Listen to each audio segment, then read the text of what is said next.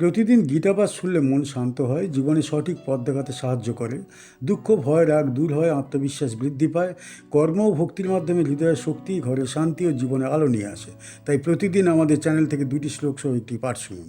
কটু অম্ল লবণাতি উষ্ণ, তীক্ষ্ণ রুক্ষ বিদাহীন, আহারা রাজস শিষ্টা, দুঃখ শোকাময় প্রদাহা।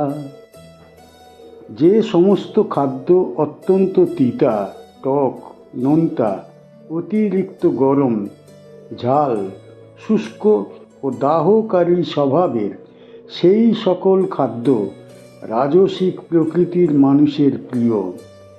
এই ধরনের খাদ্য দুঃখ, শোক ও মানসিক অশান্তি সৃষ্টি করে।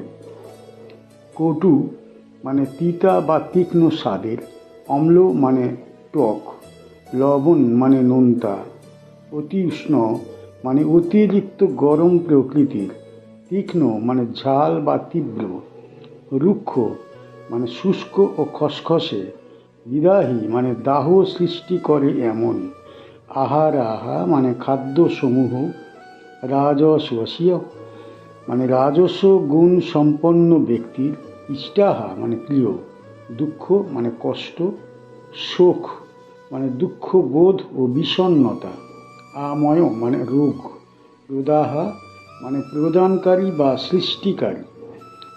শ্রীমদ্ ভগবদ্ গীতার সপ্তদশ অধ্যায়ে ভগবান শ্রীকৃষ্ণ মানুষের আহার, আচরণ ও স্বভাবকে 3টি গুণের মাধ্যমে ব্যাখ্যা করেছেন।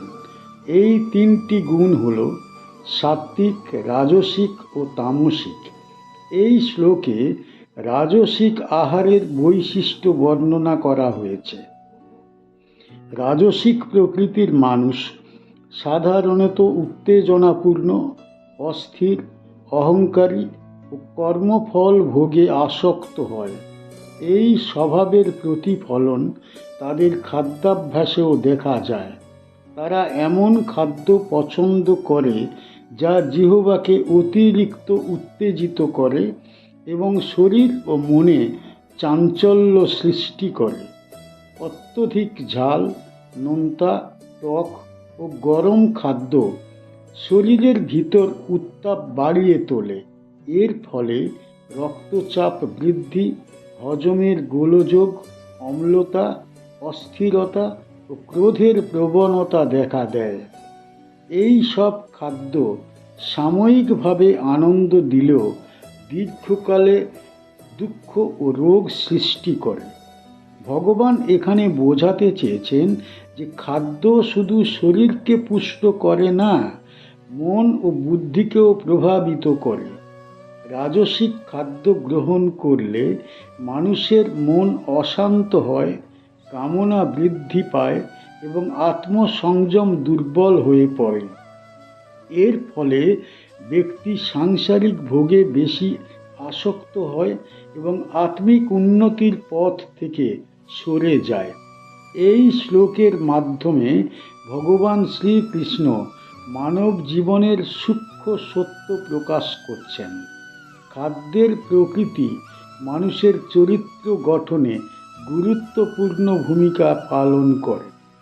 যে ব্যক্তি নিয়মহীন ও অতিরিক্ত উত্তেজক খাদ্যে অভ্যস্ত হয়, তার মন ধীরে ধীরে অস্থির ও দুর্বল হয়ে পড়ে।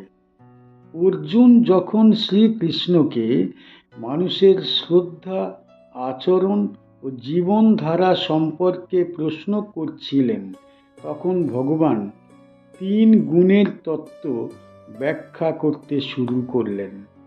এই প্রসঙ্গেই তিনি আহারের প্রকৃতি আলোচনা করছেন। সপ্তদশ অধ্যায়ে ভগবান বলেছেন যে মানুষের বিশ্বাস, তপস্যা, দান ও আহার সবই গুণের দ্বারা প্রভাবিত। রাজসিক প্রকৃতির মানুষ সাধারণত ফলের প্রতি আসক্ত থাকে এবং তার সমস্ত কর্মে অহংকার ও প্রতিযোগিতা কাজ করে। এই প্রসঙ্গে ভগবান বোঝাতে চান যে আত্মিক উন্নতির জন্য শুধু পূজা, জপ বা তপস্যাই যথেষ্ট নয়, দৈনন্দিন আহার ও আচরণ শুদ্ধ হওয়া অত্যন্ত প্রয়োজন। রাজসিক আহার মানুষকে ভোগের পথে টেনে নিয়ে যায় এবং মুক্তির পথে বাধা সৃষ্টি করে। এই শ্লোকের মাধ্যমে ভগবান ভক্তদের সতর্ক করছেন যাতে তারা নিজের অজান্তে নিজের জীবনধারাকে ক্ষতিকর পথে পরিচালিত না করে। এই শ্লোক থেকে কি শিখতে পারি? এই শ্লোক আমাদের শেখায় যে খাদ্য নির্বাচন অত্যন্ত গুরুত্বপূর্ণ।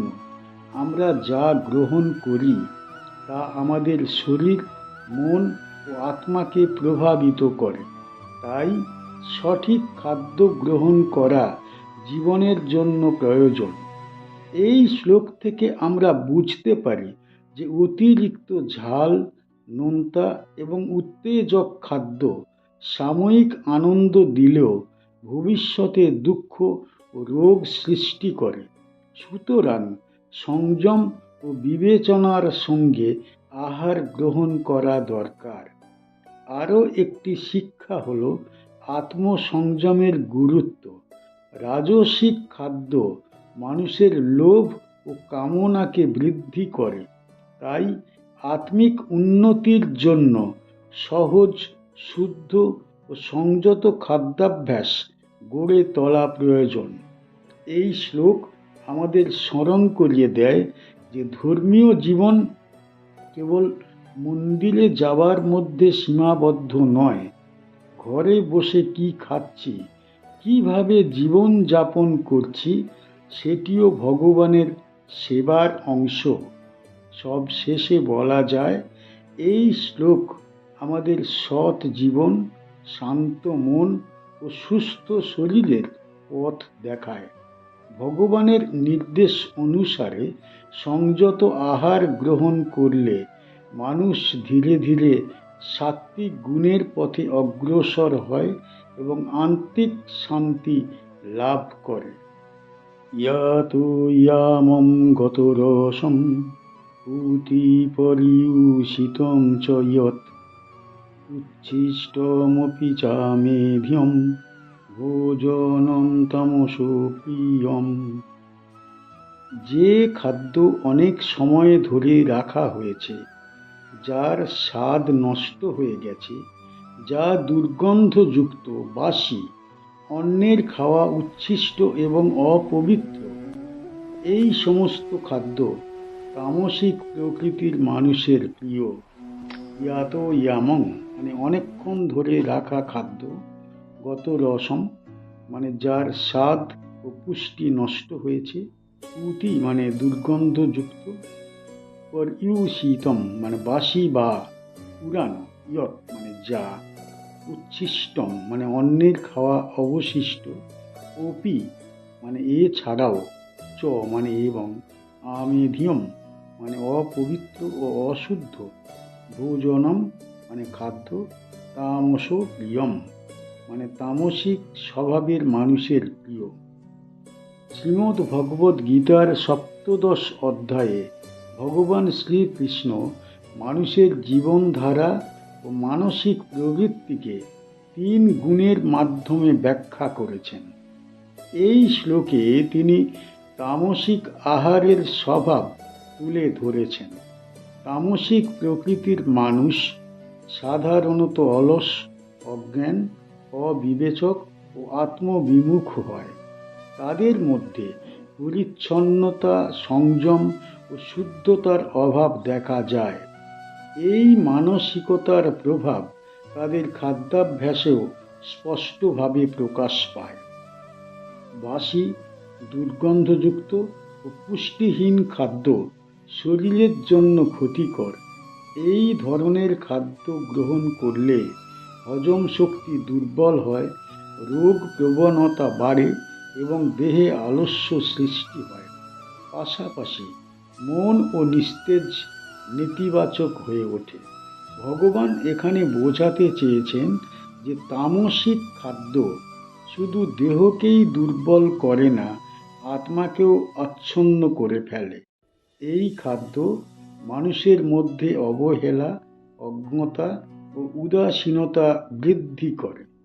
যে ব্যক্তি নিয়মিত অপবিত্র ও উচ্ছিষ্ট খাদ্য গ্রহণ করে তার মধ্যে ধীরে ধীরে আত্মসম্মান ও ধর্মবোধ হ্রাস পায়। সে পবিত্রতা ও সুচিতার মূল্য বুঝতে পারে না।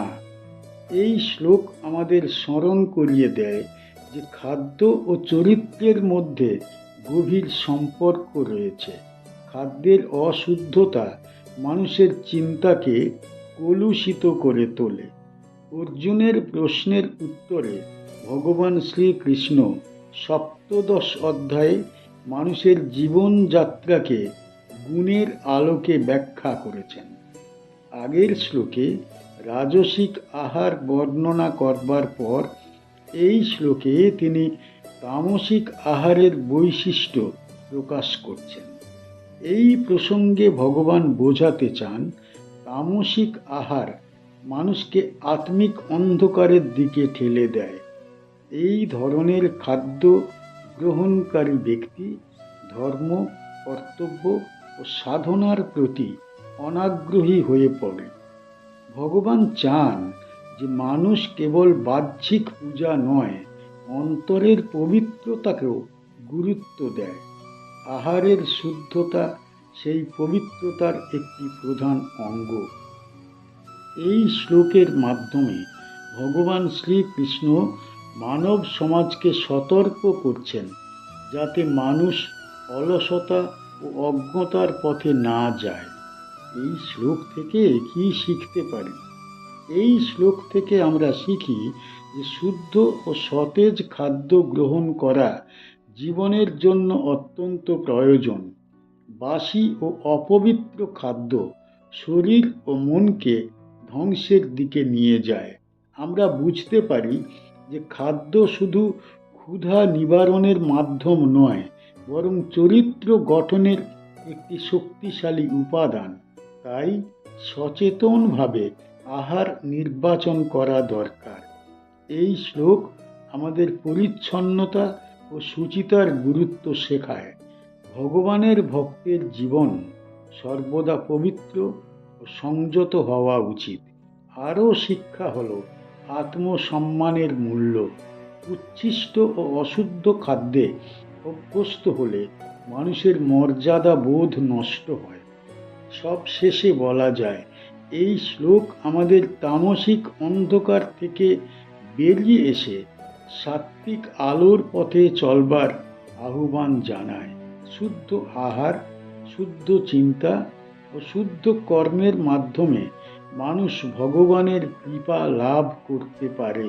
চ্যানেলের গীতা পাঠ কেমন হয়েছে, ব্যাখ্যা কেমন হয়েছে, আপনার কেমন লেগেছে কমেন্ট বক্সে অবশ্যই জানাবেন এবং প্রতিনিয়ত গীতা পাঠ শোনার জন্য চ্যানেলটা অবশ্যই সাবস্ক্রাইব করে রাখুন। দেখা হচ্ছে পরের ভিডিও।